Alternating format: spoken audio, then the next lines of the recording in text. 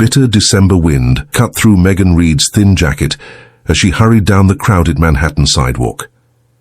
At 34, she had mastered the art of stretching every dollar to support herself and her 10-year-old daughter, Haley. The administrative position at Hartwell Industries had been her saving grace after her ex-husband disappeared 3 years ago, leaving nothing but unpaid bills and broken promises.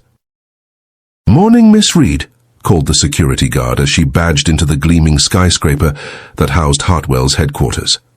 "Morning, Pete. Freezing out there today," she replied, stomping snow from her well-worn boots.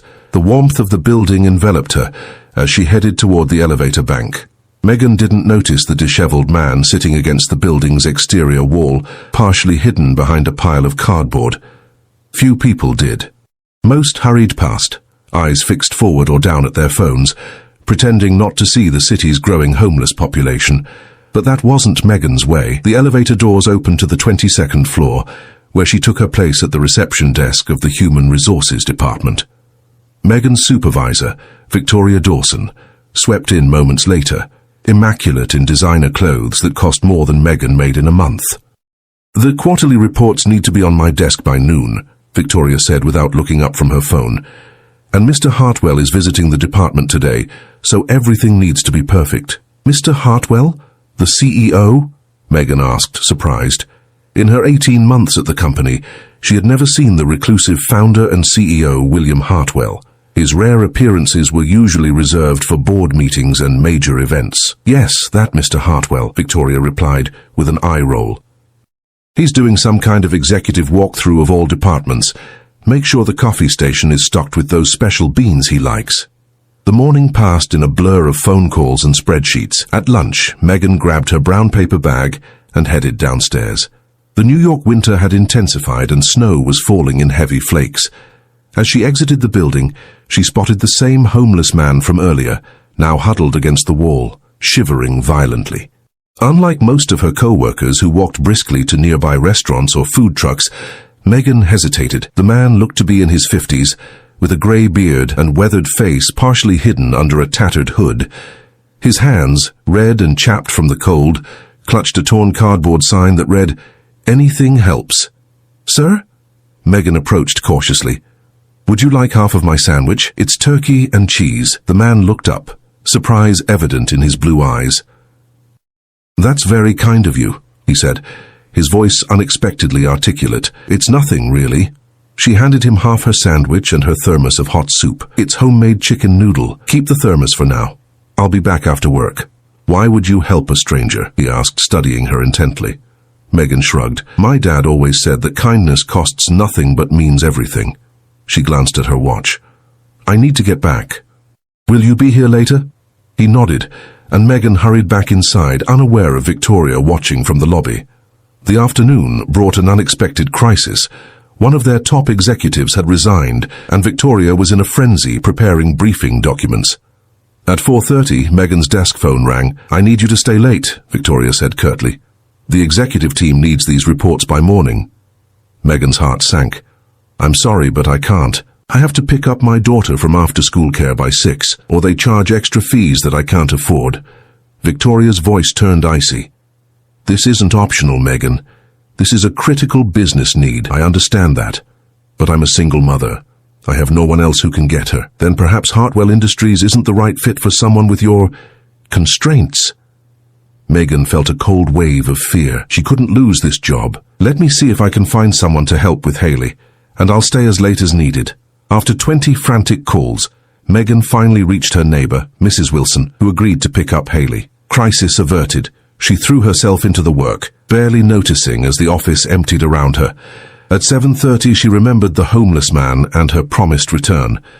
Looking out the window, she could see him still huddled in the same spot, now barely visible in the falling snow. Making a quick decision, Megan grabbed her emergency credit card and ordered a hot meal from the deli across the street. When it arrived 15 minutes later, she took the elevator down, feeling Victoria's disapproving gaze as she left the office. Outside, the temperature had plummeted. The man looked up as she approached, surprise again crossing his features. "You came back," he said. "I promised I would." She handed him the bag of food. "It's a hot dinner. And here..." She pulled off her scarf and held it out. "Please take this too. It's not much, but it should help a little." "I can't take your scarf. You'll be cold." "I have others," she lied, already feeling the bite of the wind. "Please." Reluctantly, he accepted both gifts. "Thank you, Miss Megan. Megan Reed." "Thank you, Megan Reed. He paused. "I'm Jack." "Nice to meet you, Jack. I wish I could do more, but I need to get back upstairs. My boss is already unhappy with me." As she turned to leave, he called after her, "Why risk your boss's disapproval for a stranger?" Megan smiled sadly. 3 years ago, after my husband left, there were people who helped me when I had nothing. I'm just paying it forward." Back upstairs, Victoria was waiting by her desk, arms crossed. "Did you just give company-ordered food to a homeless person?" "I paid for it myself," Megan replied, returning to her computer.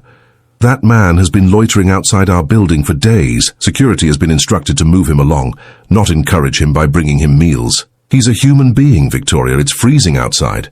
It's inappropriate behavior for a Hartwell employee. You're representing this company even on your lunch break." Megan bit back a retort and focused on her screen. "I'll have these reports finished within the hour." "See that you do." Victoria swept away, heels clicking aggressively on the marble floor. At 9 o'clock, Megan finally finished.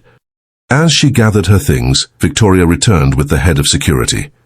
"Ms. Reed, we've reviewed the security footage from today. You were observed not only fraternizing with that vagrant, but giving him company property." "What? I told you, I paid for the food myself." "The thermos," Victoria said triumphantly. "It has the Hartwell logo. That's company property." Megan stared in disbelief. "It's a $5 thermos that I was going to retrieve tomorrow. Nevertheless, company policy is clear about theft of property." "Theft? Are you serious?" The security manager looked uncomfortable. "Ms. Dawson has filed a formal complaint. I'm afraid we'll need your badge." "You're firing me? Over a thermos?" Megan's voice rose in panic. "I have a daughter to support. Please, this is a misunderstanding. Your final check will be mailed to you," Victoria said coldly. "Clean out your desk now." 30 minutes later, Megan stood on the sidewalk outside Hartwell Industries, a box containing her meager desk belongings in her arms, tears freezing on her cheeks. The homeless man, Jack, was gone. Even the spot where he'd been sitting was clean, as if he'd never existed.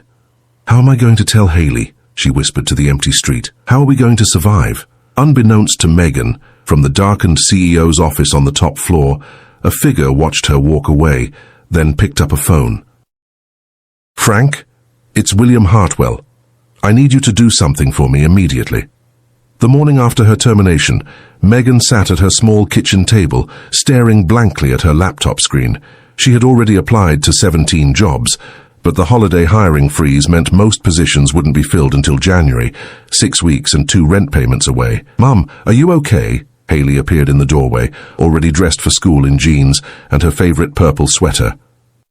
At 10 years old, she was perceptive beyond her years, a side effect of growing up too quickly after her father left. Megan forced a smile. "Just a little tired, sweetie. Did you pack your math homework?" "Uh-huh." Haley studied her mother's face. "You don't have to go to work today?" "I've got some time off," Megan said, the lie catching in her throat. She couldn't bear to tell Haley the truth yet. Not until she had a plan. "How about I walk you to school today?" After dropping off Haley, Megan stopped at a coffee shop to continue her job search. Her phone rang as she was scrolling through listings. "Is this Megan Reed?" asked an unfamiliar male voice. "Yes, this is she. This is Frank Turner, Mr. William Hartwell's personal assistant. Mr. Hartwell would like to meet with you today at 11 a.m. Megan nearly dropped her phone. "The CEO wants to meet with me? Why?" "Mr. Hartwell didn't share his reasons, ma'am." "A car will pick you up at 10:30. What is your current location?" Still in shock, Megan gave him the address of the coffee shop. Her mind raced. Perhaps Victoria's actions hadn't been authorized. Maybe there was still hope for her job. At precisely 10:30, a sleek black car pulled up outside. The driver, a professional-looking woman, opened the door for her. "Ms. Reed, I'm Diana, Mr. Hartwell's driver." The car glided through Manhattan traffic toward an address in the Upper East Side. Instead of returning to the Hartwell building, they pulled up to an elegant brownstone. "Mr. Hartwell works from his home office on Thursdays. Diana explained, leading her up the steps. "He'll see you in the library." The brownstone's interior was tasteful but not ostentatious, decorated with antique furniture and original artwork. Diana guided her to a wood-panelled room lined with bookshelves and gestured for her to wait. Megan stood nervously, taking in the space.